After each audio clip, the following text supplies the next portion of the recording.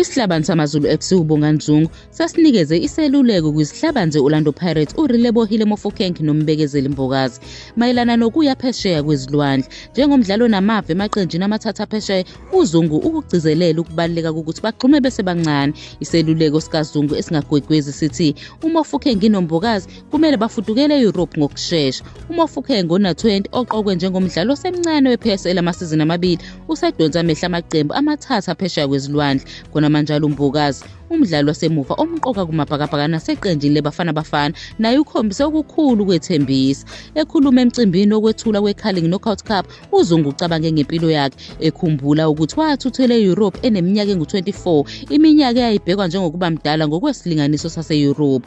Lapho kwakulindelwe ukuthi enze ezibukwayo khona ngokusheshsha, uZungu ukholelwa ukuthi uma iminyaka imincane inika abadlali ithuba elingcono lokuzijwayeza nokwakha umsebenzi wesikhathi eside phesheya. NgokukaZungu, ukuya phesheya kwezilwandle kuyinto enhle kubadlali abasebancane baseNingizimu Afrika futhi kuyintuthuko enhle ebholeni lakuleli. Ukholelwa ukuthi iNingizimu Afrika inethalente elicebile futhi uvame ukubeluleka ngokuthi bahambe manje uma becela umbono wakhe. Umyalezo wakhe kubafana ababili bePirates ucace bha, uma bengahamba ngokusheshsha kungaba ngcono kakhulu.